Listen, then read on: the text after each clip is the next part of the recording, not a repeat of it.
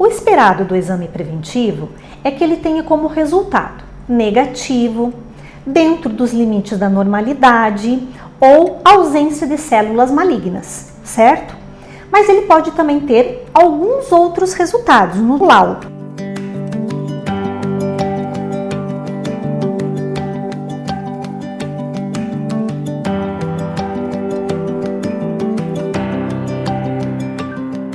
Olá, eu sou a doutora Carla, ginecologista, e hoje vou falar com você a respeito do exame preventivo, o exame preventivo do câncer do colo. Mais especificamente, quando esse exame apresentar alguma alteração. O esperado do exame preventivo é que ele tenha como resultado negativo, dentro dos limites da normalidade ou ausência de células malignas, certo?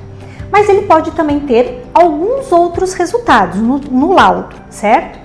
Um deles é amostra insatisfatória, que o patologista, que é o médico especialista em analisar o seu exame preventivo no microscópio, não consegue encontrar a quantidade de material necessário para poder fazer o diagnóstico. Nesses casos, você vai ter que repetir o seu exame, coletar o material novamente.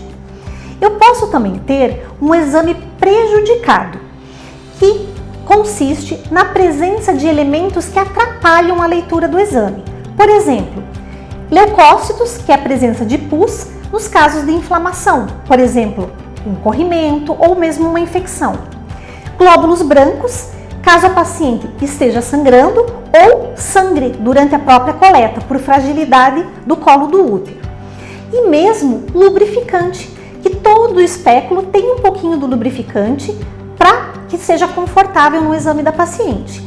Se isso acontecer, a paciente também vai ter que recoletar o seu exame. Existem daí alterações relacionadas a alguns problemas. Então eu posso ter no exame presença de HPV, vírus do papiloma humano, ou ainda lesão de baixo grau. Lesão de baixo grau significa pequeno potencial para transformação numa lesão maligna. Nesses casos, a paciente será orientada a repetir o exame em 6 meses, certo? Pode estar associado, nesses casos, uma inflamação, uma atrofia, que pode ser resolvida nesse meio tempo, mas em 6 meses o exame deve ser recoletado. Existem ainda as alterações de alto grau. Daí eu tenho um potencial para desenvolver lesões malignas maior do que nas lesões de baixo grau. Nesses casos, a colposcopia é um exame exigido mandatório. Se vocês assistiram os meus outros vídeos, vocês sabem sobre a explicação da colposcopia. Mas basicamente, é um exame em que o médico coloca um aparelho no rosto que tem uma série de lentes de aumento. E através desse exame eu consigo visualizar o colo do útero, a vagina, a vulva, muitas vezes maior. E nesse sentido eu consigo detectar possíveis alterações e inclusive dirigir uma possível biópsia, certo? Então, se eu tenho uma lesão de alto grau, ela pode ter alguma região do colo do útero, às vezes até da vagina, com alguma alteração. E eu vou precisar fazer uma biópsia, que é retirada de um pequeno fragmento da região comprometida para que seja analisado lá pelo patologista, mas de uma forma diferente do preventivo, porque daí é um tecido e não só as célulazinhas da coleta, tá? Existe ainda uma outra denominação de uma alteração também, chamada ASCII-US, tá? Que é quando o patologista diz assim, atipias, alterações das células de significado indeterminado. Ele não consegue dizer para mim se elas são de baixo grau, se elas são de processos inflamatórios, de processos atrofia, ele não consegue. Então ele diz pra gente essa siglazinha. E nesse sentido, a gente tem que tomar alguns cuidados com a mulher. Se eu tenho uma mulher de mais de 30 anos de idade, ela deve repetir esse preventivo em 6 meses. E se eu tiver uma mulher com menos de 30 anos de idade, ela tem que repetir esse exame em 1 ano, tá? Porque como a gente não tem certeza desse tipo de alteração, um novo exame tem que ser feito para confirmar ou excluir uma alteração.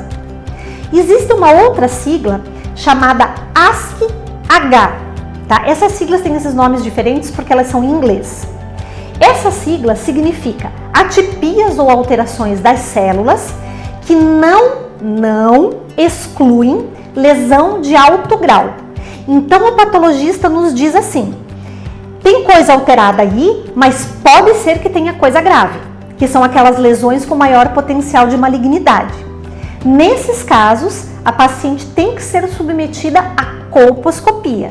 E a partir da colposcopia, cada caso é um caso, né? Depende da zona de transformação, que é uma região em que nós ginecologistas vamos avaliar se existe necessidade de biópsia, de passar a escovinha no canal endocervical, entre outras situações. Mas é muito importante a colposcopia. Claro que nas situações em que a gente pede para repetir o exame em 6 meses, em 1 ano, se o teu ginecologista tiver o exame de colposcopia para fazer, se ele tiver o colposcópio disponível, é muito interessante porque ele já complementa o diagnóstico.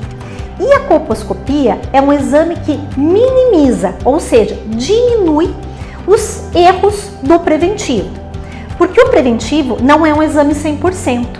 Ele tem várias situações que podem comprometer o resultado. Por exemplo, falhas na coleta, tempo em que a laminazinha ou o frasquinho ficou esperando para ir até o laboratório ser analisado, quantidade de materiais que o médico patologista ficou olhando durante o dia lá no microscópio, cansou a visão se acostumou com aquele material e às vezes passa alguma coisa batido e uma série de outras situações. Então, o preventivo que a gente recebe negativo, ele não é 100% confiável. Quando eu associo esse preventivo com uma colposcopia, a segurança aumenta muito mais, certo? Mas o que diz mesmo se uma alteração, essa alteração é ela mesma, é a biópsia. A biópsia é o que nós chamamos de padrão ouro. Padrão ouro significa, ele é definitivo. E é a biópsia que vai me dizer o que está acontecendo e qual o tratamento será feito. O importante do que eu estou falando e o que eu quero que vocês saibam é o seguinte: o preventivo é um exame de baixo custo, indolor e que pode ser feito no consultório e nas unidades de saúde também. A colposcopia, da mesma maneira, é feita no consultório e a paciente nem percebe diferença enquanto está realizando o seu exame preventivo. A biópsia também é realizada no consultório, sem dor, com uma pequena anestesia local, se for necessário. E depois de tudo isso, a paciente será encaminhada para algum tratamento cirúrgico mais específico. Tudo que eu falei aí, nós estamos dentro do tema prevenção e tratamento inicial. Em todos esses quesitos, a paciente tem cura. Portanto, se o seu preventivo apresentou alguma alteração, converse com o seu médico. O meu vídeo não tem o intuito de fazer diagnóstico nem tratamento, mas sim de informar, aumentar o seu conhecimento, para que você possa consultar e conversar com o seu médico mais ciente e consciente do que está acontecendo com você.